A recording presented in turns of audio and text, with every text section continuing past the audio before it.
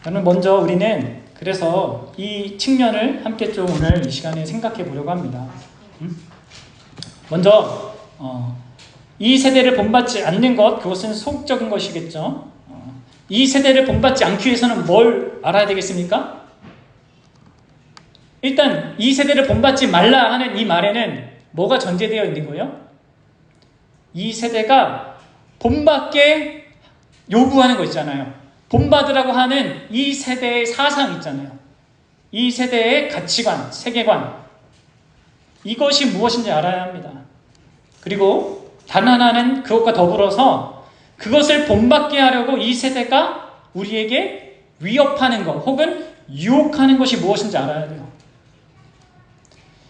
그래야지만 우리가 이 세대를 본받지 않을 수 있는 것이죠. 여러분들, 오늘날 안타깝게도 수많은 교회들이 이 세대를 분별하여 이 세대의 사상에 대해서, 가치관에 대해서 대항하지 않습니다. 그리고 오히려 열렬히 이 세상을 따라가고 있어요. 여러분, 지금 이 세상을 본받지 않으려고 애쓰지 않고 있다면 여러분들도 자기를 오늘 말씀에 비춰보면 자기도 이미 많은 부분에 본받고 있는 것을 발견하게 될 겁니다. 여러분, 왜 오늘날 많은 목회자들이 또 많은 신자들이 이 세상을 전혀 이 세상 사람과 다르지 않는 모습으로 살아가는 일을 생각해 보십시오. 최근에 또 PD 수첩에 또 누가 나왔죠? 여러분들, 왜 이런 목회자들이나 이런 사람들이 왜 정치 세력과 이렇게 결탁하고자 합니까? 왜 교회에 속한 많은 사람들이 성적으로 타락한 그 모습을 드러냅니까? 또 도덕적으로, 윤리적으로 전혀 그냥 상식적이지도 않는 그런 모습을 보이는 거예요. 죄를 범했는데도 그거에 대해서 뻔뻔한 그런 모습을 보이는 그런 사람들, 그런 목회자들. 또 왜 그토록 돈에 집착하는지. 그럼 이게 다 뭐겠습니까? 이게 다 이 세상을 본받고 있는 거죠. 세속주의의 영향입니다. 그러니까 당연히 뒤에 나오는 거 있잖아요. 하나님의 그 기뻐하시고 선하시고 온전한 그 뜻을 분별하는데도 실패하고 있는 것이죠. 여러분들의 삶도 한번 보세요. 우리는 이러한 TV에 나오는 그런 분들을 보면서 비판할 게 아니라 자기 자신을 봐야 합니다. 나는 과연 이 세대를 본받지 않고 있는가? 그리고 여러분들이 만약에 이 세대를 본받는 어떤 모습들을 우리가 오늘 나누겠지만 갖고 있다면 여러분들은 결정적으로 뭘 모르는 거냐면 아까 얘기했던 1절에 하나님의 모든 자비하심, 이것을 모르는 거예요. 그러니까 복음을 모르는 거죠, 사실.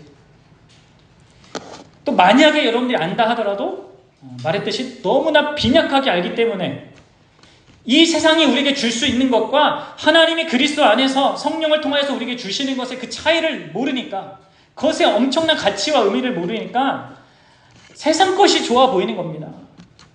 사랑하는 여러분, 우리는 정신을 차려야 돼요. 특별히 우리가 계속해서 앞으로 다룰 파이브 솔라는 그런 이 하나님의 모든 자비하심이라는 그 내용을 간추린 겁니다. 그래서 일종의 뭐라고 했습니까? 우리의 신앙 상태를 확인해보는 건강진단서라고 했죠? 건강진단서. 그래서 저는 여러분들과 먼저 이 파이브 솔라를 기준으로 해서 우리 교회의 상태를 오늘날 우리 한국 교회나 이런 세계 교회의 상태를 좀 살펴보려고 해요. 그리고 그러한 교회의 상태를 만든 이 세상의 사고방식의 그 실체가 무엇인지 그것을 또 다루어 보고, 그 다음에 이런 상황 속에서 우리가 어떻게 해야 되는지 그것을 생각해 보려고 합니다. 우리의 지금 현재 상태, 그것의 원인, 그러면 거기에 대한 우리는 어떤 해결책이 있는지, 반응이 있는지, 반응을 해야 되는지 이것을 생각해 봅시다. 여러분들, 파이브 솔라가 일단 뭡니까? 여기 앞에 있는데 같이 해봅시다. 뭐요? 시작. 오직 성경, 오직 그리스도, 오직 은혜, 오직 믿음, 오직 하나님께 영광. 여러분, 이 기준으로 오늘날의 교회를 한번 생각해 보세요. 우리 교회도 생각해 보고 그동안 다녔던 교회들이나 뭐 다 생각해 보십시오. 딱 보면 오늘날 교회들은요, 오직 성경에서 엄청나게 벗어나 있습니다. 다시 말해서 성경의 권위를 더 이상 잘 인정하려고 하지 않아요. 성경이 하나님의 말씀이라는 그 사실, 우리의 믿음과 모든 삶의 유일한 권위를 가진 책이라는 사실을 부인하는 사람들이 우리 교회 안에 다수를 차지합니다. 여러분 아십니까? 우리가 지금 합동측이라는 보수 교단 안에 있어서 그렇죠. 일반적인 다른 교단에 가면 성경은 모든 좋은 고전 중에 신에 대해 관하여서 써놓은 그런 수많은 책들 중에 하나입니다. 그 중에 조금 나은 겁니다. 그렇게 성경을 이해하는 그런 교회들이 엄청 많습니다. 게다가 보수적인 교회들 안에서도 머리 지식으로는 이 성경이 하나님의 말씀이라고 생각하는 사람들이 있지만, 그렇게 스스로 믿는다고 하지만 그들은 자기의 삶에서 그것을 실천적으로는 부인해요. 말만 그렇게 하는 거죠. 성경을 믿는다고 하고 성경을 권위 있게 여긴다고 하지만 성경을 가까이 하지 않습니다. 또 성경대로 살고자 하지 않아요. 여러분들 어떻습니까? 그리고 여러분들 오늘날의 이 성경, 오직 성경에 대한 그 모든 이런 어떤 마음들과 이런 중심이 사라진 것 중에 가장 핵심적인 것은 오늘날의 교회들이 이 성경이 우리의 삶과 신앙에 불충분하다고 이렇게 생각을 합니다. 많은 지식인 신자들이나 혹은 심지어 목회자들조차도 오늘날은 성경이 인류가 당면하고 있는 여러 가지 도전들, 이 세상의 현실의 문제들을 해결하는 데 충분하지 않다라고 생각합니다. 그래서 성경 플러스 세상 지혜를 말해요. 그럼 중세 때는 어땠다고 했어요? 성경 플러스 교회 전통을 말했죠. 오늘날에는 성경 플러스 세상의 지혜를 말합니다. 그래서 여러분들 오늘날 교회에 이 강단에서 복음이 전달될 때 많은 교회에서 복음보다는요 이벤트를 많이 합니다. 또 특별한 간증들을 활용해서 사람들의 마음을 사서 교회로 이끌고자 하는 그런 수단들을 사용하는 거예요.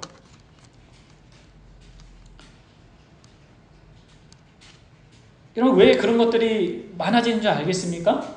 교회들이? 왜 그리고 그런 교회들이 막 부흥하는지 아세요? 수적으로? 이러한 사고방식에 영향받아서 그렇게 가는 거예요, 교회들이.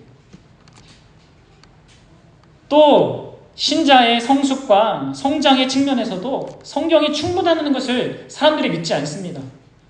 그래서 교회들이요 성경과 자기개발의 원리들을 이렇게 덧붙여요. 심리학적인 요소와 정신의학적인 그 요소를 가미해서 사람들을 이렇게 설득시키고 이렇게 하려고 한단 말이에요. 또 어떤 게 있습니까? 성경이 하나님의 뜻을 아는데 충분하지 않다라는 이런 관점도 있어요. 그래서 성경 외에 다른 특별한 어떤 것을 통해서, 특별한 신비한 계시를 통해서 하나님의 뜻을 막 찾아가려고 하는 사람도 있어요. 게다가 사람들은 성경이 이 세상을 변화시키기에 충분하다고 또 믿지도 않습니다. 그래서 하는 게 뭐냐면 이 교회가 정치 집단을 자꾸 이렇게 연결하려고 하는 거예요.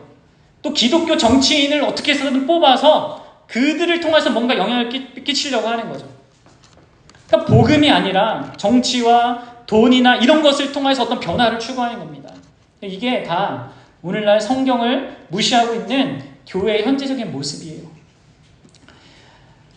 여러분들 나는 어떤가 보셔야 됩니다. 나는 성경에 대해서 오직 성경이라고 우리 그 종교개혁의 우리 종교개혁자들이 믿음의 선배들이 얘기한 그거 성경의 그 핵심 중에 하나는 이것을 나도 그렇게 생각하면서 거기에 동의하고 있는가 보셔야 합니다.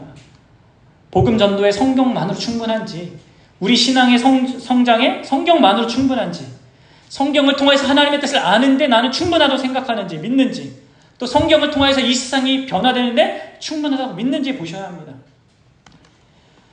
그럼 둘째로 오늘날 많은 교회들이 그리스도를 잃어버리고 있습니다. 오직 그리스도를 잃어버리고 있어요. 그리스도 중심의 그 신앙이 쇠락하고 있는 겁니다. 그래서 많은 교회들이 어떻게 얘기합니까? 구원을 위해서는 예수 그리스도를 믿는 그 믿음이 반드시 필요한 건 아니다 라고 주장하죠. 다른 교회, 다른 종교에도 구원이 있을 수 있다 라고 말하고 있습니다.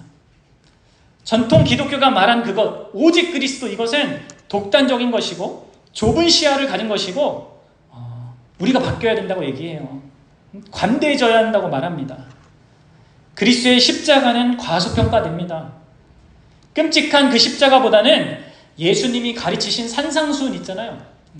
이렇게 오른뺨을 때리면 왼뺨도 때리고 원수를 사랑, 이런 도덕적인 가르침을 따라야 한다고 말해요. 세상이, 아니 교회가. 그래서 여러분들, 결국 예수님은 우리의 구원을 위해서 죽으신 성육신하신 하나님이 더 이상 아니에요. 예수님의 성육신하심에 대해서 관심이 없습니다.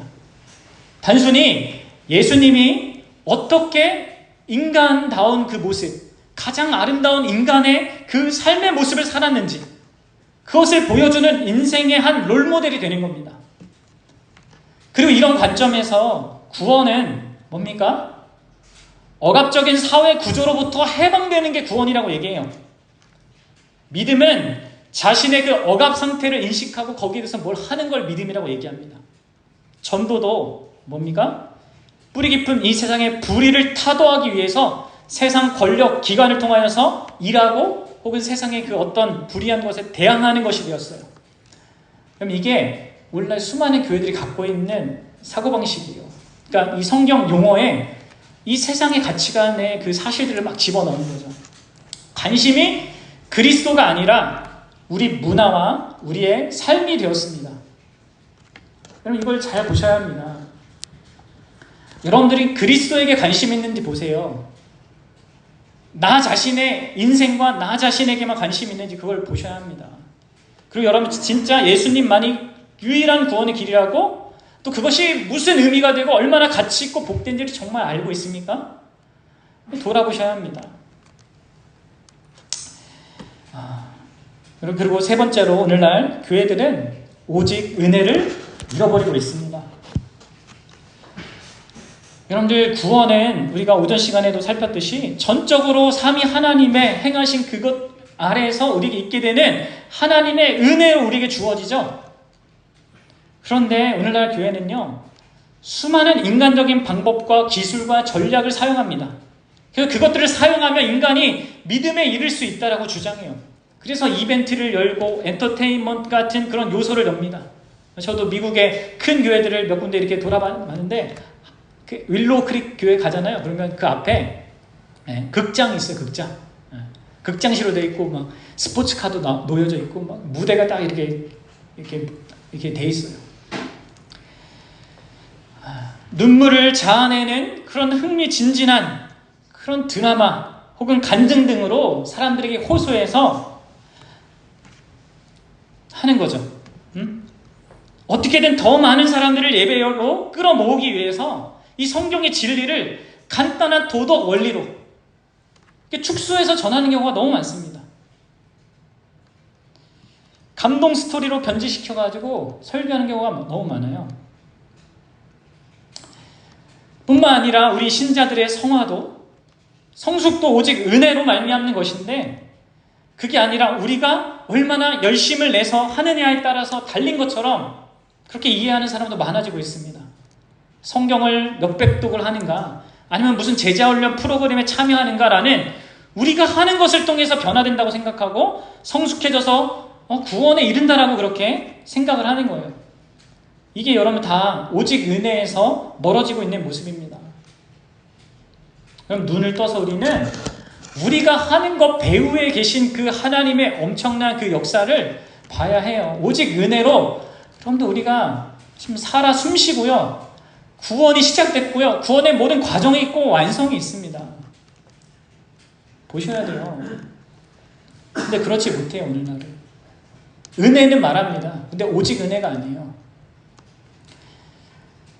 그럼 네 번째로, 오늘날 교회들은요 오직 믿음을 또 잃어버리고 있습니다. 요즘에는 믿음과 신념을 구분을 못합니다. 잘. 그리고 믿음과 긍정적인 사고를 구분을 못합니다. 그러니까 신념이 믿음이라고 생각하고 긍정적인 사고가 믿음이라고 생각해요. 자꾸. 또 더 나아가서 어떤 치유나 성공에 대한 믿음을 예수님에 대한 믿음이라고 그렇게 착각하는 경우도 많아요. 그럼 오직 믿음은 그 얘기를 하고 있는 게 아니죠. 제가 계속해서 얘기하잖아요. 오직 믿음의 초점은 어디 있습니까? 내 믿음의 초점이 있는 게 아니라 그 믿음의 대상이신 오직 그리스도에게 있는 거죠. 거거든요. 근데 사람들이 이 믿음에 대한 이해가 다 이상하게 되어 있습니다. 그래서 일부 이 목회자들이나 신학자들은 또 이것을 잘못 이해해서 오직 믿음이 신자의 삶을 부도덕하게 만든다는 이런 주장을 합니다. 오직 믿음으로 구원을 받는다고 하니까 믿음만 있으면 되다 라는 이 사고가 사람들로 하여금 막 살게 만든다는 거예요. 그래서 저명한 신학자들이나 또 이름 있는 그런 목회자들조차 성경적 증거라고 하면서 막 들이대면서 종교개혁자들이 성경을 잘못 봤다. 이 오직 믿음은 아니다. 믿음은 맞지만 믿음에 합당한 행위가 있어야지만 확실한 구원을 보장받는다. 이런 주장을 합니다. 여러분들이 지금 제 설교만 듣고 있어서 그런 설교가 이제 유행하고 있는 걸 모르겠지만 인터넷을 보면 많이 있습니다. 근데 여러분 그 주장이요. 본래 카톨릭의 주장이었어요. 중세 카톨릭의. 그래서 개신교가 오직 믿음을 주장한 거거든요. 종교개혁자들이. 다시 교회가요. 카톨릭의 주장으로 돌아가고 있습니다. 사랑하는 여러분, 여러분들 오직 믿음을 분명히 알고 있습니까?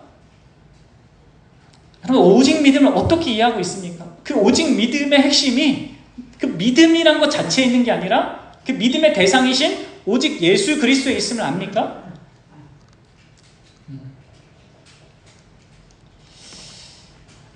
마지막 5번째로 여러분들 오늘날 교회들은요 오직 하나님께 영광을 또 잃어버리고 있어요. 여러분 교회의 목적이 뭡니까? 우리 신자의 삶의 목적이 뭡니까? 하나님께 영광 돌리는 겁니다. 웨스트민스터 서유리 문답 1문항이 얘기하고 있듯이 하나님을 영화롭게 하고 영원토록 그를 즐거워하는 것이 우리의 인생의 본분입니다. 그런데 이제 교회는 하나님께 영광을 돌리는 것이 아니라 세상이 중요하게 여기는 그런 의제들에 대해서 더 관심을 갖습니다. 그래서 복음을 전하는 것이 아니라 세상의 기아나 인종차별이나 환경보호나 어떤 성소수자 이런 문제들, 이런 사회적 문제가 우선적인 것으로 다뤄야 될 내용으로 교회가 말하고 있어요. 그래서 이런 입장에 있는 교회들은요 주로 도덕주의적인 그런 설교를 하죠. 죄를 하나님 앞에서 이러한 관계로 생각하는 것이 아니라 다만 이 세상에서 우리가 이렇게 다른 사람에게 피해를 주고 억압하고 하는 이런 사회적인 어떤 문제로 여기는 거고, 그래서 해결하는 게 우리 기독교인의 역할이라고 말하는 거예요. 심지어 전통적인 입장에 있는 교회들조차 하나님께 영광이 아니라 사람에게 영광입니다. 기복주의적인 그런 입장을 취하면서 본능적으로 사람이 원하는 거 있잖아요. 건강과 물질과 이러한 내 삶 속의 성공 이런 것들을 확보하는 것이 하나님께 영광 돌리는 것이다 라는 식으로 이렇게 포장해 놓고 자기의 어떤 것을 구하는, 자기 욕망을 구하는 그런 모습을 갖고 있는 게 오늘날의 교회 현실이에요. 여러분 보십시오. 우리가 얼마나 오늘날의 우리 교회가 이 파이브 솔라로부터 벌어져 있는지, 또 나는 어떤지 한번 보십시오.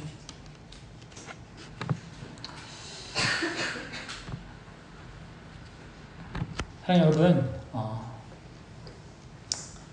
그래도 우리에게 소망이 있는 것은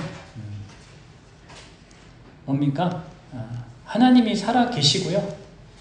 또 하나님께서 각 시대마다 교회가 무너졌을 때마다, 교회가 교회다운 모습을 잃어버렸을 때마다 하나님께서는 참된 하나님 백성들을 일으키셨습니다. 그래서 중세교회가 그렇게 다 타락해 가고 있을 때 종교 개혁자들 일으키셨고요. 또 오늘날의 교회가 다 이 파이브 솔라를 다 잃어버리고 무너져가고 있던 그 쇠락의 그 시대에도 하나님은 또다시 이런 부분에 있어서 의식을 가지고 있고 또 이 성경의 진리를 굳건히 고수하는 그런 사람들을 일으켜 세우십니다.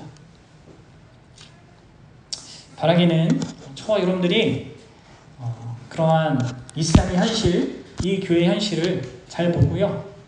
그런 현실 속에서